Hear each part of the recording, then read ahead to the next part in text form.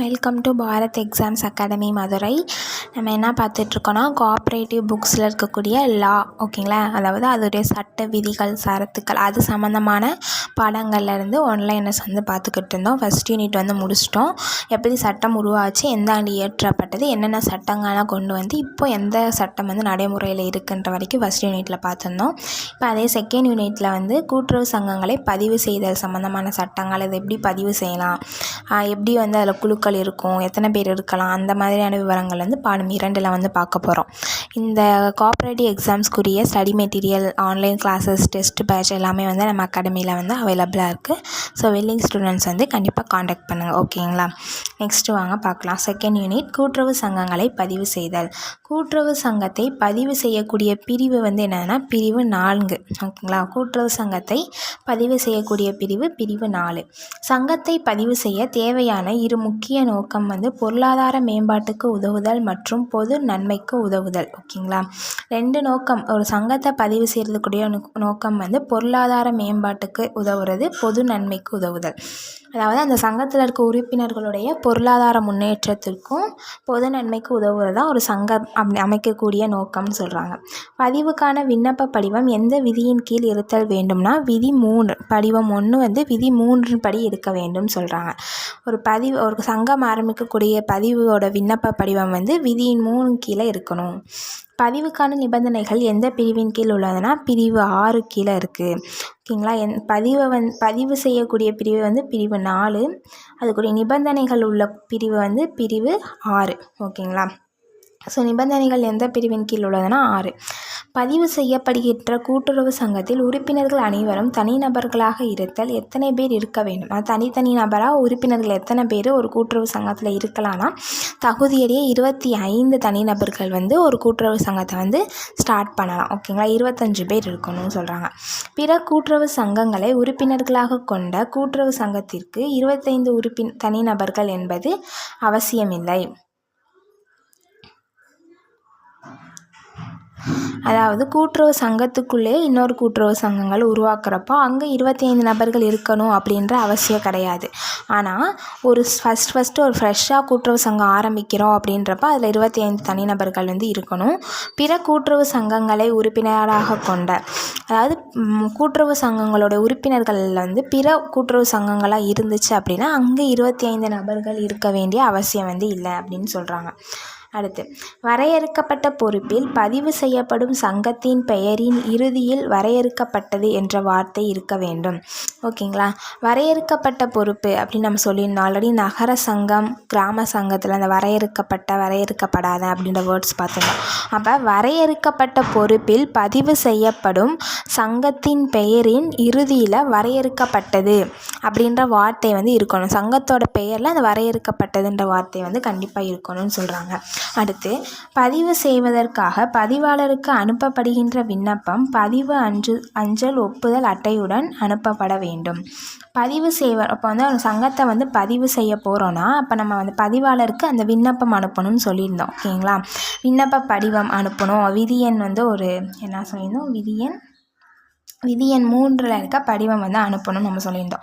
அப்போ அந்த படிவம் பதிவு அஞ்சல் ஒப்புதல் அட்டையுடன் பதிவாளருக்கு அனுப்பணும். அதில் என்ன இருக்கணும்னா அந்த அஞ்சல் அட்டை சொல்கிறாங்கல்ல, ஸ்டாம்ப்பு சொல்கிறோம்ல, அது பதிவு அஞ்சல் ஒப்புதல் அட்டையுடன் அனுப்பணும்னு சொல்கிறாங்க. பதிவுக்கான விண்ணப்பம் பற்றி கூறும் பிரிவு பிரிவு 8, பிரிவு 4, பிரிவு 6, பிரிவு 8. பதிவு செய்கிறது 4, நிபந்தனைகள் 6, விண்ணப்பம் பற்றி அந்த பதிவுக்கான விண்ணப்பம் பற்றி கூறும் பிரிவு 8. பதிவுக்கான விண்ணப்பத்தில் எத்தனை தனிநபர்கள் கையெழுத்திட வேண்டும் குறைந்ததுன்னா கண்டிப்பாக 25 பேர் இருக்குன்னு சொன்னால் 25 குறைந்தது அந்த 25 பேருமே அதில் சைன் பண்ணணும்னு சொல்கிறாங்க. அப்போ பதிவுக்கான விண்ணப்பத்தில் எத்தனை தனிநபர்கள் கையெழுத்திடணும்னா 25 நபர்கள்.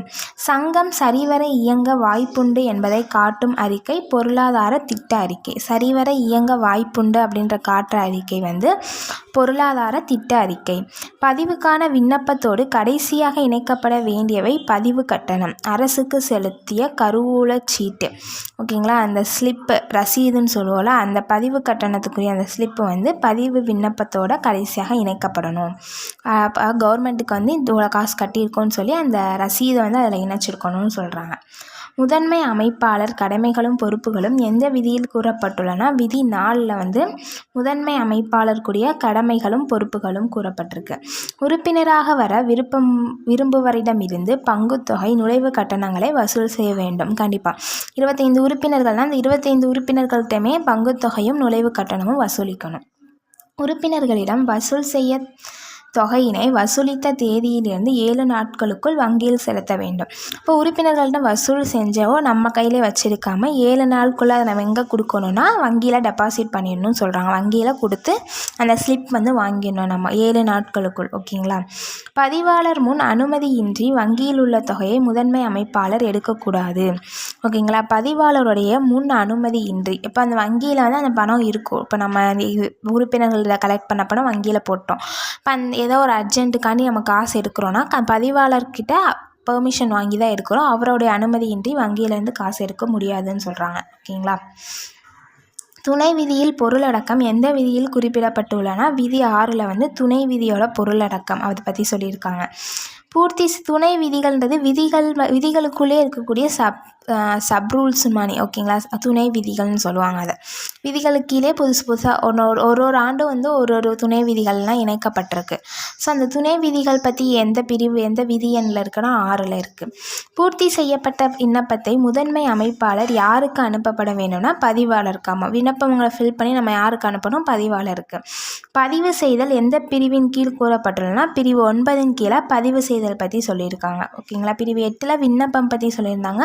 பதிவு செய்தல் பற்றி பிரிவு 9.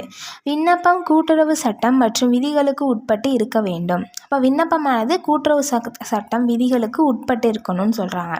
விண்ணப்பத்தை பதிவாளர் தான் பெற்ற நாளிலிருந்து எத்தனை நாட்களுக்குள் நடவடிக்கை மேற்கொள்ள வேண்டும் அப்படின்னா, ஸோ விண்ணப்பத்தை பெற்ற பிறகு 120 நாட்களுக்குள், கிட்டத்தட்ட ஒரு 4 months. ஓகேங்களா.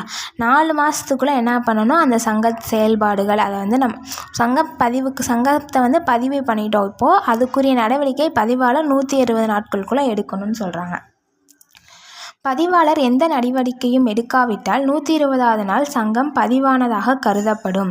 ஓகே. பதிவாளர் வந்து எதுவுமே பண்ணலை, அவர் வாட்டு வாங்கி வச்சதால் அப்படியே இருக்குன்னா 120 நாளில் சங்கம் பதிவாயிடுச்சுன்னு சொல்லி நம்ம ஆட்டோமேட்டிக்காக நம்ம வேலையை வந்து ஸ்டார்ட் பண்ணிடலாம். ஒருவேளை அதில் ஏதாவது குறை இருக்குது இல்லை ஏதாவது சேஞ்ச் பண்ணோன்னா பதிவாளர் வந்து 120 நாட்களுக்குள்ளே நம்மக்கிட்ட இன்ஃபார்ம் பண்ணணும். ஓகேங்களா. பதிவு சான்று எந்த பிரிவின் கீழ் உள்ளதுன்னா பிரிவு 10. ஓகேங்களா. பதிவு செய்தல் வந்து பிரிவு 9, பதிவு சான்றிதழ் வந்து பிரிவு 10ல் இருக்குது. ஓகேங்களா.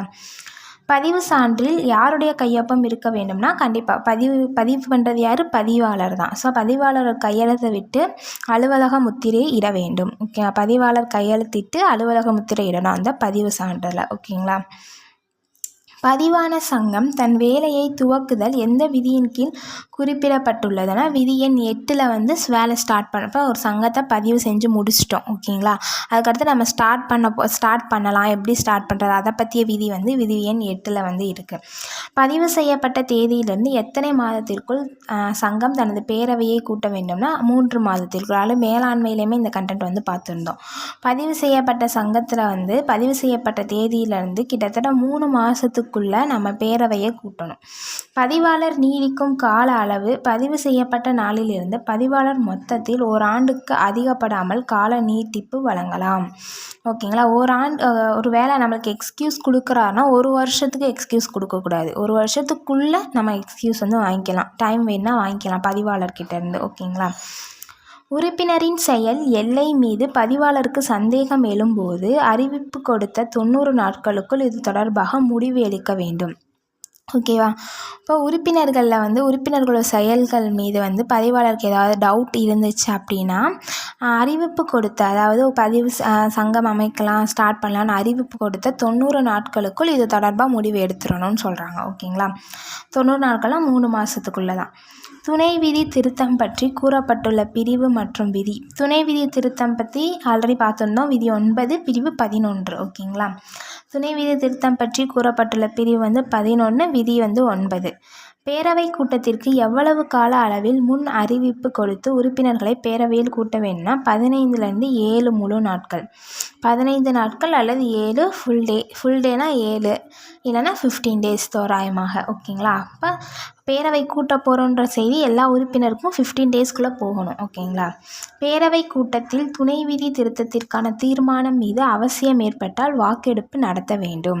பேரவை கூட்டத்தில் துணை விதிகள் நிறையா இருக்குன்னு சொன்னீங்கன்னா அதை திருத்தணும் அப்படின்னா அதுக்குரிய தீர்மானம் மீது அவசியம் ஏற்பட்டால் வாக்கெடுப்பு எடுக்கலாம். ஓகேங்களா?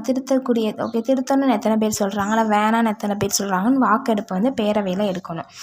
பேரவை நடந்த தேதியிலேருந்து எத்தனை மாதத்திற்குள் படிவம் பூர்த்தி செய்து அனுப்புதல் வேண்டும்னா 2 மாதத்துக்குள்ளே. ஒவ்வொரு பேரவை கூட்டப்பமே ஒரு விண்ணப்பம் வந்து ஒரு படிவம் வந்து அனுப்பணும். ஸோ பேரவை நடந்த தேதியிலேருந்து 2 மாதத்துக்குள்ளே அந்த படிவத்தை வந்து நம்ம அனுப்பணும். திருத்தப்படவிருக்கின்ற துணை விதி விண்ணப்ப படிவம் யார் கையெழுத்திட்டு அனுப்ப வேண்டும்னா தலைவர் மற்றும் 2 இயக்குநர்கள். அந்த பேரவையோட தலைவர் அது மட்டும் 2 இயக்குநர்களும் கையொப்பமிட்டு அந்த துணை விதியை வந்து இதை நாங்கள் திருத்தணும், வாக்கு எடுத்துட்டோம்னு சொல்லி அந்த படிவத்தை வந்து அனுப்பணும்னு சொல்கிறாங்க. பதிவு செய்ய பெறப்பட்ட விண்ணப்பம் துணை விதி திருத்தம். அந்த விண்ணப்பம் எந்த பதிவேட்டில் பதிவு செய்யப்படும்னா படிவம் 10ல் வந்து பதிவு செய்யப்படும். பதிவாளரால் ஒப்புதல் வழங்கப்படும் படிவம் எண் வந்து படிவம் 11. படிவம் 10 வந்து துணை விதி, படிவம் 11 வந்து ஒப்புதல் வழங்கப்படும் படிவம். பதிவாளர் அறிவிப்பு கிடைத்த 15 நாட்களுக்குள் உத்தேச திருத்தத்தை நிராகரிக்கக்கூடாது. ஓகேங்களா? பதிவாளர் அறிவிப்பு கிடைத்த 15 நாட்களுக்குள் உத்தேச திருத்தத்தை நிராகரிக்கக்கூடாது. துணை விதியை பதிவு செய்தாலும் அல்லது பதிவு மறுத்தாலும் விண்ணப்பத்தை பெற்று எத்தனை நாட்களுக்குள் பதிவாளர் நடவடிக்கை மேற்கொள்ள வேண்டும்னா 120 நாட்களுக்குள். அதாவது 4 மாதத்துக்குள்ளே அவங்க சொன்ன அந்த படிவத்தை வந்து ஒன்று பார்த்து ஓகே மாற்றிக்கலான்னு சொல்லணும், இல்லை மாற்ற வேணான்னு சொல்லணும். ஆனால் இது ரெண்டுமே எத்தனை நாட்களுக்குள்ளே சொல்லணும்னா 120 நாட்களுக்குள்ளே சொல்லணும். ஓகேங்களா? சிறப்பு துணை விதி திருத்த விதி எண் என்ன அப்படின்னா விதி வந்து 19. சிறப்பு துணை விதி திருத்தம்னா விதி வந்து 19. ஓகேங்களா? சங்கத்தை வேறு பிரிவு மற்றும் வகை சங்கமாக மாற்றுவதற்குரிய நிபந்தனைகள் கூறப்பட்டுள்ள பிரிவு வந்து பிரிவு 17. ஒரு சங்கத்தை வேறு வகை சங்கமாகவோ இல்லை வேறு வகை பேர் மாற்றுறோம், இல்லை வேறு இதோடைய நோக்கங்களை மாற்றுறோம், குறிக்கோளை மாற்றணும்னு சொல்லி அது சங்கத்தை வேறு வகையாக மாற்றுறதுக்குரிய நிபந்தனைகள் கூறப்பட்டுள்ள பிரிவு வந்து பிரிவு 17 இருக்குது. பேரவையில் முதலில் போடப்படும் தீர்மானம் தொடக்க நிலை தீர்மானம். ஃபஸ்ட்டு ஒரு பேரவை கூட்டுறப்போ அதில் போடப்பட்ட தீர்மானம் வந்து தொடக்க நிலை தீர்மானம். முதல் தீர்மானம் கிடைத்த எத்தனை காலத்திற்குள் உறுப்பினர் தனது விருப்பம் தெரிவிக்க வேண்டும்னா 1 மாதம். இப்போ ஃபஸ்ட்டு தீர்மானம் கொடுத்துட்டோன்னா அந்த தீர்மானத்துக்குரிய விருப்பங்கள் உறுப்பினர்களுடைய கருத்துக்களை வந்து 1 மாதத்துக்குள்ளே சொல்லணும். ஓகே தீர்மானம் கரெக்டு இல்லை தப்பு இல்லை சேஞ்ச் பண்ணணும் அப்படின்றத உறுப்பினர்கள் எத்தனை மாதத்துக்குள்ளே தெரிவிக்கணும்னா 1 மாதத்துக்குள்ளே. தொடக்க தீர்மானம் அனுப்பிய தேதியிலிருந்து 2 மாதம் முடிந்த பிறகு மீண்டும் பேரவை கூட்டம் நடத்தப்பட வேண்டும். அப்போ ஃபஸ்ட்டு தீர்மானம் கொடுத்து 2 மாதங்க அப்புறம் திரும்பவும் பேரவை கூட்டம் வந்து நடத்தணும்.